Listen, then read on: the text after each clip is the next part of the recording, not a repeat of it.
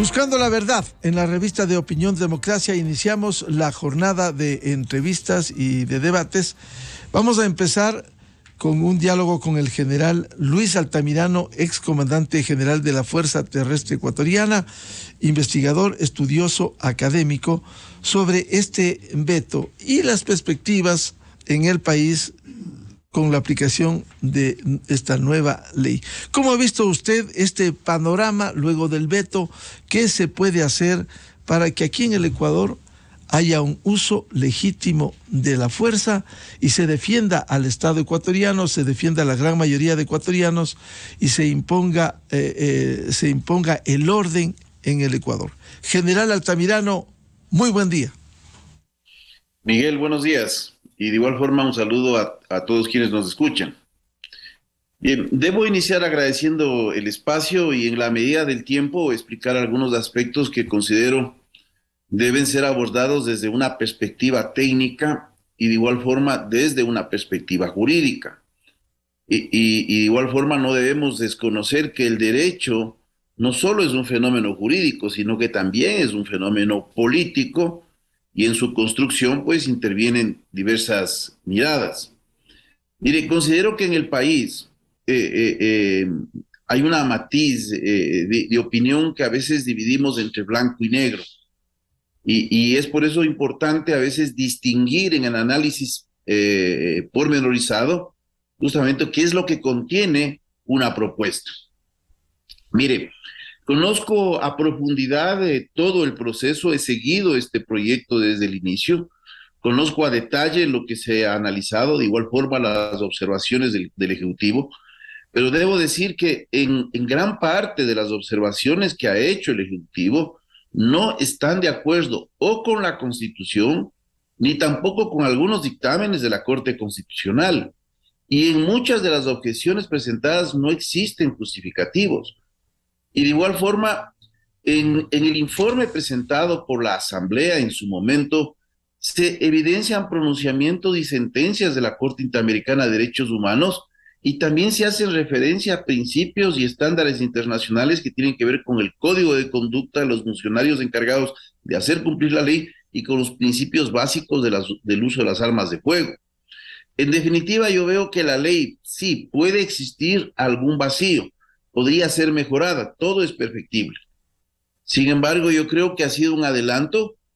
Tenemos una regulación de situaciones muy específicas. Hay juristas que han indicado de que, ya sabe, no era necesario llegar a esta especificidad, pero ese es el resultado del proceso democrático, Miguel.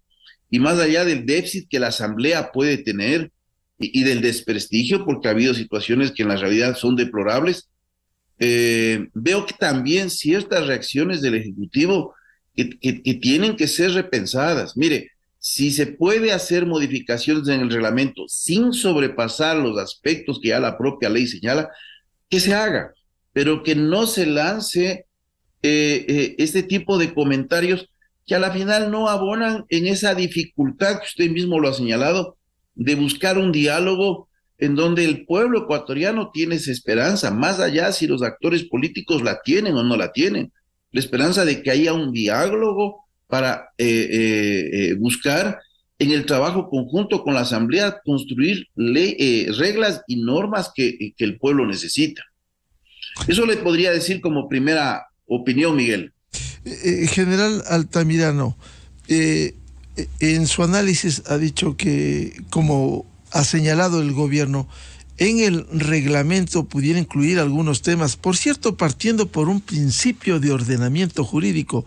Un reglamento no se puede ir sobre la ley, peor sobre la Constitución. Por tanto, tendrá que adecuarse este reglamento a la ley que irá al registro oficial luego de la insistencia, especialmente de la mayoría de objeciones del Ejecutivo al proyecto de ley. Este reglamento, ¿cómo debiera definirse para su aplicación? Como le menciono, Miguel, hay algunos temas que prácticamente tienen que estar circunscritos a los dictámenes de la Corte Interamericana de Derechos Humanos y a los estándares internacionales. Mire, cuando se presenta, por ejemplo, la situación del término excepcional, la Corte Interamericana estableció sentencia en el caso Zambrano Vélez y otros versus Ecuador. Yo creo que la palabra excepcional en el objeto de la ley no cambia el contenido de la misma. Hay pronunciamientos que se han realizado inclusive a través de la propia Corte Constitucional del Ecuador al respecto, y esta es una sentencia que es la sentencia 3320, que prácticamente ahí se determina que se tiene que recurrir al uso progresivo de la fuerza de forma excepcional, no se resta ninguna particularidad de las prescripciones que establece la ley. Mire, hay situaciones que están en relación a los principios generales de la ley y se habla, por ejemplo, de situaciones que inclusive son técnicas, se habla de acciones conjuntas, coordinadas, complementarias. El Ejecutivo elimina la palabra de acciones conjuntas, hace referencia a que es un término técnico de Fuerzas Armadas. Sí, pero lo que está haciendo referencia a la ley no está dirigido a Fuerzas Armadas, no está en el ámbito de la doctrina militar, debe entenderse que se plantea en la necesidad de buscar un esfuerzo unificado. Entonces, a veces, desde el análisis exclusivamente militar, se puede ver que la palabra de acción conjunta significa un término exclusivamente militar, como usted mismo dice, hay que ver el ordenamiento jurídico. Aquí no se está hablando de acción conjunta en lo militar. Y de igual forma, nuevamente se habla del término complementario y se dice que el término complementario no debe estar, sino el término de apoyo. Y esto no puede ser cambiado porque, mire, no es esta ley la que va a cambiar. Aquí tenemos que ver lo que dice el artículo 165, numeral 6, sobre lo complementario de las Fuerzas Armadas a la Policía Nacional. No está tácitamente expreso, pero consta en dictamen de la Corte Constitucional y de igual forma está en el artículo 35 de la Ley de Seguridad Pública del Estado, en donde habla de la complementariedad. Entonces, existen algunos aspectos que yo digo que tienen que ver con léxico, hay otros que sí tienen que, y yo le digo, pueden ser analizados. Entonces, hay circunstancias que le digo, si analizáramos en forma puntual, yo creo que más allá de 3 o 4 puntos podrían ser discutibles, pero esta es la ley que tenemos de este momento. Y yo creo que ofrece grandes garantías a los servidores públicos, policiales, militares, del Cuerpo de Vigilancia y Seguridad Penitenciario, porque también se intentaba incluir, por ejemplo, a parte de los elementos que son regulados a través del Código Orgánico de Entidades de Seguridad y Control del Orden Público. Ahí, por ejemplo, yo tengo una mirada en donde debió haberse incluido al Cuerpo de Vigilancia y Seguridad Aduanero, porque es una organización de naturaleza jerarquizada. La propia Constitución, digamos, el propio COESCOP lo menciona. Inclusive el Cuerpo de Vigilancia y Seguridad Penitenciaria no lo consideran como jerarquizado, pero está incluido. Por la naturaleza de la amenaza que pasa en las fronteras, yo creo que debió haberse incluido, pero existe por lo menos una reforma en el 30.2 del Código Orgánico Integral Penal, en donde le da la prerrogativa de las causas de antijuricidad cuando la vida de esa persona está en peligro o la vida de un tercero. Es decir, y yo diría, hay bastantes cosas positivas, podría haber sido mejorado, pero no creo que el trabajo que se ha hecho en este proceso, que es democrático, con todos los déficits que puede existir, le podamos satanizar de una forma generalizada, colocándole una etiqueta. General Altamirano, si bien en el reglamento se podrá, el principio del reglamento es desarrollar la aplicación de una ley. Sin embargo, el Ejecutivo, cuando el sábado último se pronunciara en este sentido la Asamblea Nacional, dijo que hará uso el Ejecutivo de su capacidad y facultad para emitir el reglamento general a la ley y así, dentro del marco jurídico existente, entregar a la Policía Nacional lo que hoy el Legislativo le ha negado. Es decir, algunos puntos que no entran en la ley podrán incluirse en este reglamento. Mire, Miguel, hay que respetar el ordenamiento jurídico. Desde mi perspectiva, estos son anuncios de carácter político, más allá de anuncios que puedan en la práctica establecerse en el plano jurídico. Porque hay situaciones que presentó el Ejecutivo que son contrarios inclusive con principios constitucionales. Mire, hay una objeción que se presenta en el artículo 54, que es sobre la presunción de inocencia y debido proceso. No se puede colocar el texto del Ejecutivo, lo que dice es que los servidores públicos que estarán sujetos de esta ley no cometen infracción alguna en el cumplimiento de deber legal. Y dice que después podrá iniciarse un proceso. Es que no se puede aseverar eso. Lo que está en la ley tampoco le deja sin resguardo al servidor policial, al servidor militar. Pero la ley no puede decir que no comete infracción alguna. Lo que la ley tiene que indicar es que se deberá iniciar y se defenderá en libertad. Y así está escrito. Pero aquí se está buscando también, y esto es contrario inclusive a ciertos principios de carácter internacional que están señalados. Yo escuché las intervenciones de varios legisladores, pero he leído la propuesta de la ley, el informe para primer debate, el informe para segundo debate. Tengo conocimiento por mi propia experiencia, porque siempre revisamos para la elaboración de la planificación de todos los estándares internacionales, inclusive, le digo, de dictámenes de la Corte. Para eso están el personal jurídico, donde uno revisa dictámenes de la Corte, porque uno no lee todo, pero le asesoran. Entonces, hay cuestiones que le digo, la presunción de inocencia, Miguel, existe para usted, para mí, para cualquier persona. Así use indebidamente la fuerza, pero no puede usted presumir la existencia de inocencia per se por el uso de la fuerza. Existe esa presunción de inocencia.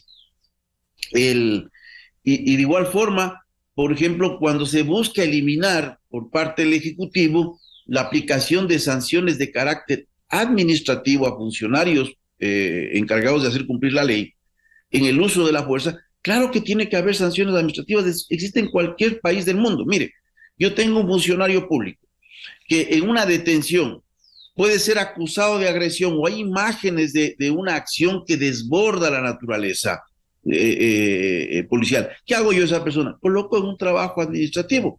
Esa es una sanción o una acción administrativa. En este caso se quiere eliminar.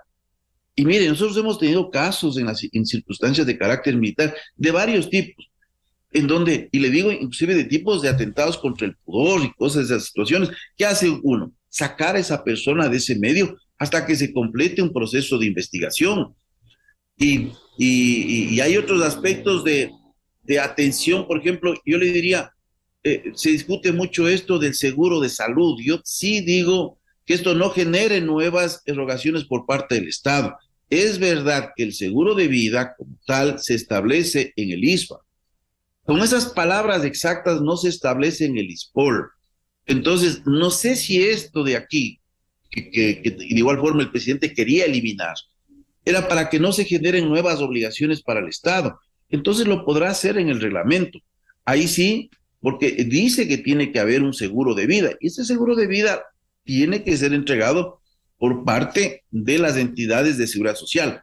Pero aquí también puede haber un problema, y podría ser positivo esto que ha hecho la Asamblea, porque hay pensiones que se dan en grados bajos, y imagínese usted una persona de un cabo segundo, un policía, en donde se podría establecer en el reglamento que si no alcanza por lo menos un valor de pensión de 2 salarios básicos unificados, se completará ese monto. Cosas de ese tipo que podrían ser en beneficio. Entonces, yo le digo, a mí me gusta mucho analizar y ver el asunto de lo que es lo que tiene la ley, y creo que hay aspectos muy positivos. Y creo que en el reglamento se puede hacer alguno que otro arreglo. La ley no va a encantar a todos, siempre va a haber un descontento, porque como le dije, la ley y la construcción de la misma no deja de ser un fenómeno político. Y por eso en algún momento mencioné el texto jurídico más político de un país es su constitución, porque señala el proyecto de país. Y así podríamos seguir alargándonos, no que el tiempo no da para ir viendo cada una de las objeciones. Que le digo, yo no le pongo en términos de blanco y negro lo que ha pasado el día sábado.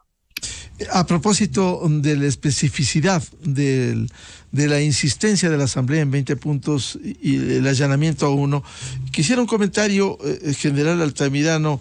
Uno de los artículos responsabilizaría a los mandos de lo que pueda pasar en las calles, y eso pudiera ser, le consulto, un mecanismo para que luego pudiera ser utilizado para perseguir políticamente. No, mire, hay una situación que está establecida en la propia Constitución en relación a la obediencia que se tiene que ver en relación a órdenes que puedan ser consideradas como ilegales o ilegítimas. Y cuando se trata fundamentalmente del uso de las armas de fuego, los principios básicos del uso de las armas de fuego por los funcionarios encargados de hacer cumplir la ley establecido por las Naciones Unidas determina el no cumplimiento de la orden. De igual forma, no limita a una persona el hecho de que el no cumplimiento le vaya a traer consecuencias, porque ahí hay una lectura, yo le diría un poco equivocada del Ejecutivo cuando uno ve, por ejemplo, el delito de sedición y el delito de insubordinación. Estos mismos principios hacen, y lo que está incorporado en el texto es que si alguien se niega, y tiene que ser así, mire, si usted leyera el texto que manda el Ejecutivo, le dice, en la práctica le dice, sí, puede ser esta orden ilegítima, eso es lo que está diciendo por debajo, pero usted está obligado a cumplir porque se debe y se sujeta a la obediencia de una organización jerarquizada. Eso no puede darse. Eso de ahí, bueno, a la final, ¿qué nos va a traer? Mayores problemas. No estamos hablando aquí del empleo frente a delincuencia, estamos hablando frente a, digamos, el empleo en una guerra. Estamos hablando sobre el empleo de armas contra otros ciudadanos. Entonces, esto yo le digo, tiene que ser tratado con absoluta seriedad y no generar una discrecionalidad en la emisión de las órdenes. Mire, con este texto o sin este texto, somos responsables o son responsables las personas que emitan órdenes al respecto. Entonces, esto tiene que ser pensado, le digo, adecuadamente, porque puede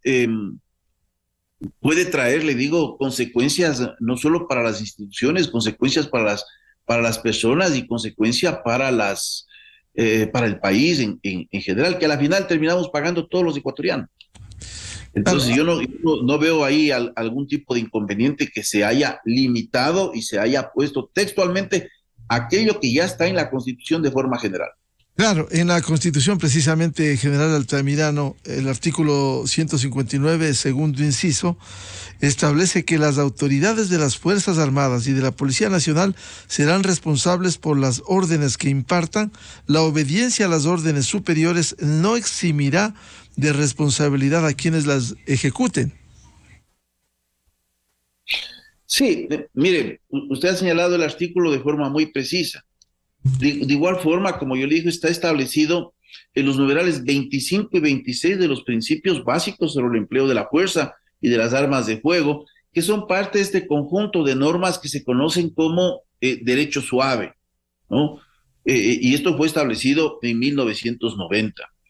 Y ahí mismo se indica que los gobiernos, dice, las instituciones que son responsables adoptarán medidas necesarias para que no se imponga una sanción penal o una sanción de carácter disciplinaria contra funcionarios encargados de hacer cumplir la ley en el cumplimiento de este código de conducta y de los principios cuando se nieguen a una orden. ¿Cuál es una de las prerrogativas que establece la Constitución? Es ir incorporando la normativa internacional de la cual el país es parte. Es decir, esto es positivo porque recuerde que hasta hace poco, cuando teníamos en vigencia solo el artículo 30.1 del Código Orgánico Integral Penal, que protegía a la policía y al servicio y al cuerpo de vigilancia penitenciario, y los 5 niveles de uso de la fuerza que constaban en el Código Orgánico de Entidades de Seguridad y Control del Orden Público, Hoy se incluyen a través de esta ley no solo estos elementos, ahora son 6 niveles de uso progresivo de la fuerza, sino que se incorporan algunos elementos que estaban dentro de lo que es el derecho suave. Porque recuerda una cosa, el derecho duro, que son normas escritas, como la Declaración de los Derechos Humanos, eso de ahí está totalmente incorporado y de obligatoria observancia. Aquello que constituye lo que se llama en inglés el soft law, eso de ahí sirve como referencia. Hoy está incorporado en nuestra normativa nacional y esto es positivo porque el servidor policial, el militar, ¿no?, los servidores del Cuerpo de Vigilancia y Seguridad Penitenciario van a poder recurrir a esta norma que antes no era de obligatoria cumplimiento, sino simplemente como una referencia. Por eso, lo que dice el Código Orgánico Integral Penal sobre insubordinación o lo que dice sobre el delito de sedición, primero la justificativa, porque yo leí el documento que presentó la Presidencia de la República, la justificativa de sedición que ellos ponen a esto de la obediencia, inclusive no tiene asidero, no está muy bien pensado en la redacción, tienen que asesorarse mejor. Y aquí no se estaría hablando de insubordinación. Entonces yo no veo ahí ningún tipo de inconveniente en la inclusión de estas prerrogativas legales.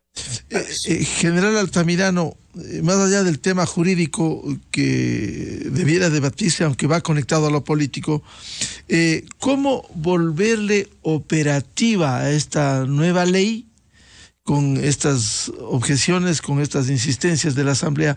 ¿Cómo volverle operativo? ¿Cómo aplicar esta ley en la práctica? Usted, como es comandante general del Ejército, precisamente, la aplicación de la ley tanto en Fuerzas Armadas cuanto en la Policía Nacional, Servicio de Vigilancia Penitenciaria, ¿cómo volverle operativo? ¿Cuánta facilidad va a permitir o cuánta dificultad pudiera generarse?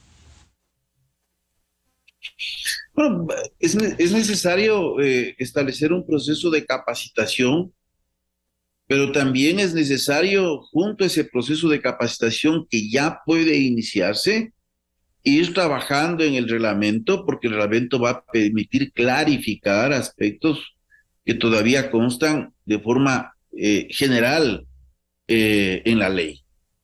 Y yo creo que por la experiencia que se tiene en las instituciones, mire, las Fuerzas Armadas, la Policía Nacional, son instituciones que actúan en el marco de los derechos humanos. El problema del país es que aquí dividimos al país en dos grupos, ¿no? Entonces unos son los malos y los buenos, depende en el lado que nos pongamos. Es una tarea muy complicada la que cumple la Policía Nacional, porque es una institución que está muy en contacto con la sociedad y permea los problemas sociales, no solo las cosas buenas, también las cosas malas. Y lo propio le está pasando a las Fuerzas Armadas en este contacto mucho más permanente, porque no está dentro de una campana de cristal. Entonces, en este contacto permanente que se da con el crimen, con la delincuencia, lógicamente que vamos a tener inconvenientes en el país. Entonces, yo creo que los procesos de capacitación, ¿sí?, los procesos de elaboración de ese reglamento y la adecuación de esa norma jurídica, tanto de la ley como del reglamento, en las normas de comportamiento y en el derecho operacional, que así lo denominamos, tienen que ser incorporadas lo más pronto posible, de tal forma de que no exista ningún tipo de incidencia. Mire, otro de los aspectos que se ha discutido en la ley es sobre la necesidad de la participación de las Fuerzas Armadas en el Estado que se ha denominado en esta ley, que es una reforma a la Ley de Seguridad Pública y del Estado, de la inclusión de una figura jurídica del estado de emergencia. Y aquí se quiso colocar a las Fuerzas Armadas en una forma que yo le digo, tiene que ser pensado. Puede parecer bien, pero vivimos en un estado democrático y hay un ordenamiento jurídico. La propuesta del Ejecutivo eliminaba la frase de excepcional, eliminaba la frase de complementaria. Primero, que está en varios elementos e instrumentos jurídicos y en propios dictámenes de la Corte. Sin embargo, resulta mantener fundamentalmente estos términos de excepcional y complementario, y esto se ajusta a jurisprudencia, a elementos que ha establecido la Corte Interamericana de Derechos Humanos. Hay el caso, porque he estado leyendo el caso Alvarado Espinosa y otros del 2018, en donde se establece la sentencia del grado de proporcionalidad, de excepcionalidad y debida diligencia para salvaguardar los derechos de los ciudadanos, las garantías convencionales en relación al empleo de las Fuerzas Armadas. Entonces, ese es el marco jurídico que tenemos. Yo creo que hay mucho avance, y yo no veo que de aquí tengamos falencias, como muchas veces se menciona. Es que ahora con la ley y las 20 objeciones no se puede combatir al crimen. Por favor, esa es la historia y la narrativa del blanco y negro del país. Aquí hay aspectos que inclusive podían haber sido mejorados, pero esta es la ley que tenemos. Y creo que tenemos muchos más elementos positivos que decir que aparecen elementos de carácter negativo. Y podríamos discutir punto por punto de las 20 objeciones, inclusive del allanamiento que se dio, que a mí me parece que fue adecuado, porque estos de los subniveles, por ejemplo, no existen en instrumentos internacionales. Entonces quería aplicar algo aquí en el país que iba a confundir más. Eso le puedo decir, Miguel. Bien, al general Luis Altamirano, excomandante de la Fuerza Terrestre Ecuatoriana, académico, investigador, muchas gracias por atender a la revista de Opinión Democracia y hablar de este tema de la ley del uso progresivo de la fuerza, con las objeciones e insistencias que ha adoptado la Asamblea. Seguiremos hablando de esto porque está en desarrollo y veamos qué pasa en el reglamento. General Altamirano, muy amable su atención a la revista de Opinión Democracia. Siempre a las órdenes, Miguel. Gracias. Muchas gracias. 7:07 en el territorio continental ecuatoriano, buscando la verdad en la revista de Opinión Democracia. Vamos a una pausa publicitaria y tenemos previsto un diálogo con el gerente del Metro de Quito, Efraín Bastidas. ¿Cómo va esta nueva etapa para llegar al pleno funcionamiento, la operación del metro en la capital? Miguel Rivadeneira en la revista de Opinión Democracia. Esta emisora presenta el informativo de la ciudad.